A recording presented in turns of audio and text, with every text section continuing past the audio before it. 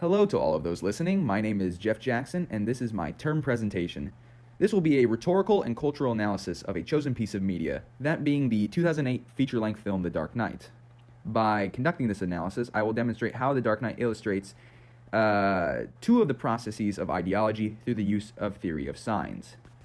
Throughout this presentation, I will cover what a sign and ideology is, how they are important to media, the ideology of The Dark Knight itself, and the signs used to convey this ideology. Before diving into my analysis, let's start by defining terms. Firstly, a rhetorical analysis scrutinizes text for ways they encourage audiences to inhabit certain moods, adopt certain attitudes, and undertake certain actions, while a cultural analysis scrutinizes text for insight into how culture influences text and media.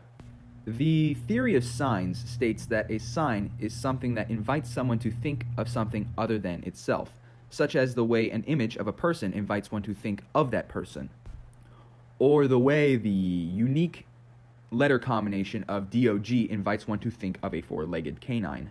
Since nearly everything has that potential, virtually anything can function as a sign.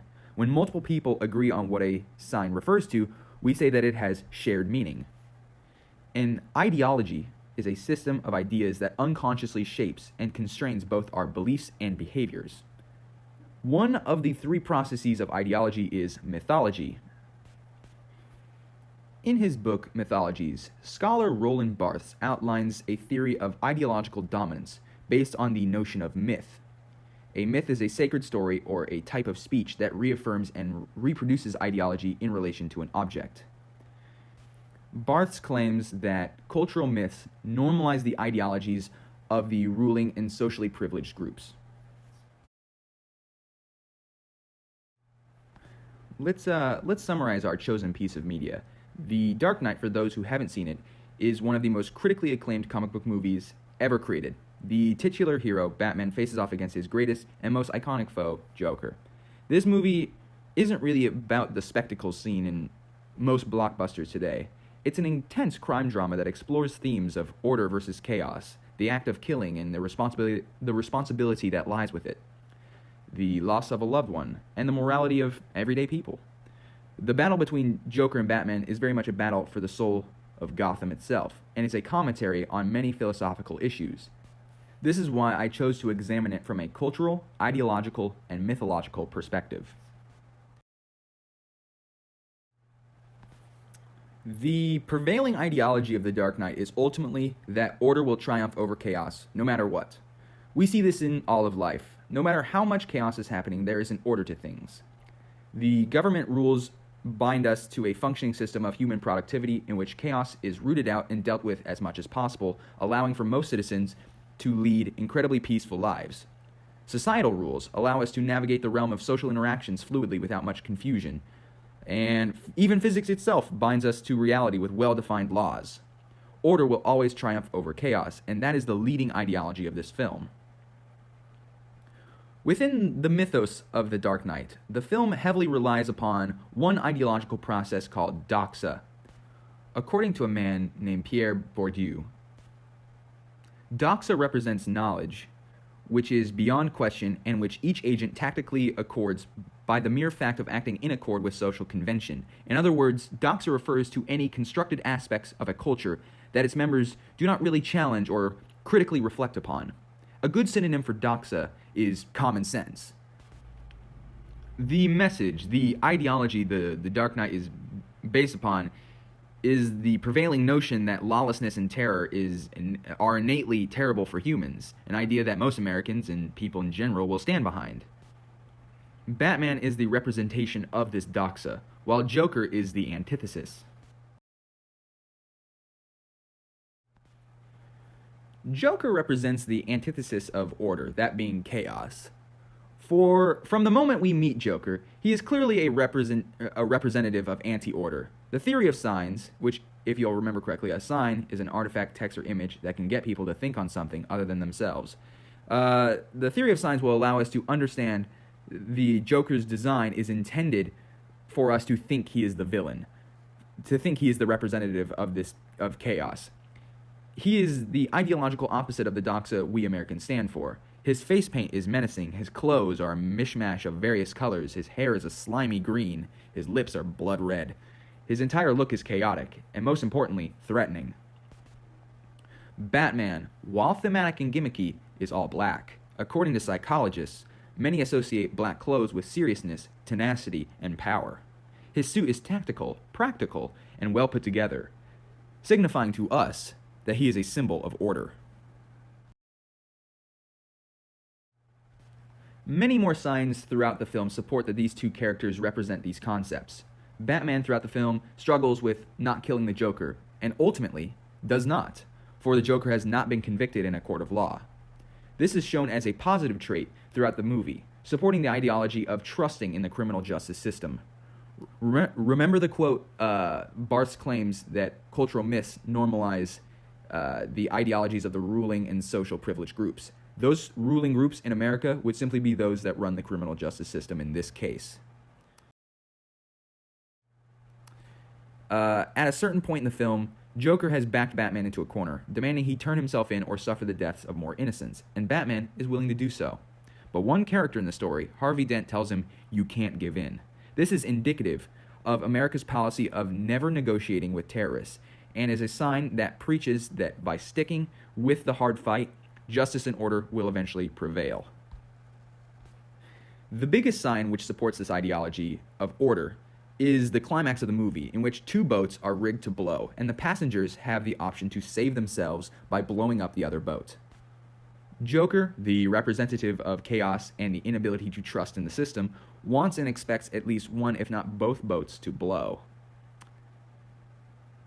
However, sensibility wins out amongst the people, and neither chooses to blow up the other boat. Batman states afterwards that this city just showed you that it's full of people willing to believe in good. Joker, beyond just his appearance, has many signs that he is the representation of chaos. The less obvious examples are this. Before the movie starts, Gotham is plagued with corruption within its system. However, the crime is organized, and the regular people of Gotham, for the most part, do not suffer. Joker puts an end to all of this and drags both the criminal elite and the faulty justice system into the light. Batman aims to change these things for the better, to reset order, while the Joker continually stirs up these elements to create chaos. He orders death threats on random people, threatening to blow up hospitals should the city not shoot those people dead. He burns millions, if not billions of dollars to send a message. He constantly uses the rules of the justice system against itself, playing on and manipulating the unpredictable human nature that exists within all civil systems. He even manages to corrupt the symbol of hope within Gotham, that being Harvey Dent, by turning a White Knight figure into a vengeful man who revels in chaos nearly as much as the Joker does. During the scene where he accomplishes this, he makes a speech about how everyone loses their minds if things do not go according to plan. He claims that even if the plan is horrifying, nobody panics as long as order prevails. The sign which is most blatant about his role within the story occurs. As he places a gun within Harvey Dent's hand while pointing the barrel at his own face, Joker tells Dent that by upsetting the established order, everything becomes chaos, and that he is an agent of that chaos. He then tells Dent that chaos is fair. He makes chaos sound so appealing within the scene, cementing his place as the complete antithesis of order. Even still, he pushes the city to the brink, but in the end, order prevails, first during the climax boat scene and during the finale. The finale was built up from the beginning. Harvey Dent was considered to be the face of Gotham's order and justice, and over the span of the movie, Joker broke him. Constantly adding pressure onto this man's shoulders, he eventually breaks Dent by killing his beloved, while the paragon of order, that being Batman, saves him instead of her. He comes to hate order for this, and takes on a new identity of chaos, though in a different manner than Joker. Dent represents chaotic fairness, killing or sparing people based on the results of coin tosses.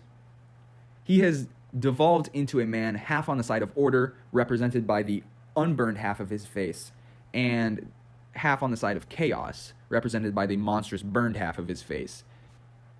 He flips between the two, almost as a question to Batman and his ally Jim Gordon about whether order or chaos will eventually prevail. The Joker wins if the public discovers that Harvey is killing people, as all the criminals he put away during his time as district attorney would be released, and then chaos would once again ensue. But Order wins if they kill Harvey.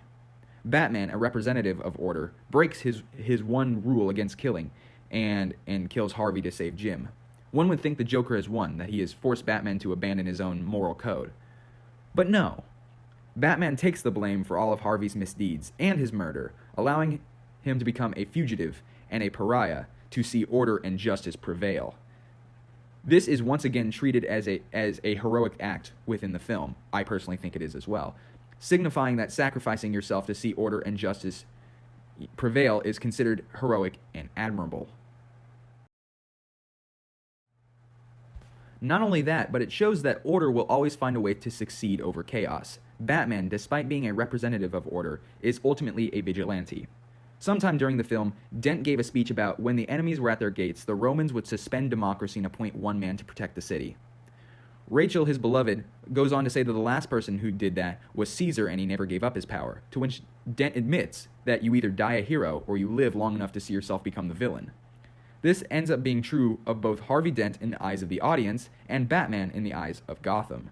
Heroes are needed to fight during times of chaos, but need to step aside after the fighting is done so that order can prevail. If they cannot gracefully step aside, then they themselves become the agents of chaos, and order will then triumph over them. This analysis concludes that The Dark Knight, through the use of many, many signs, is a brilliantly told myth that reaffirms and reproduces the ideology of order always triumphing over chaos. Given how profound the film is, there are many other ideologies that are reaffirmed within the text, and one could give a full presentation on all of them. However, order versus chaos is the most central ideology promoted. That being said, as I conclude, I will leave you with one question. Do you agree with the film? Does order always triumph over chaos eventually? Think on that. I've been Jeff Jackson, and this was the entirety of my term presentation.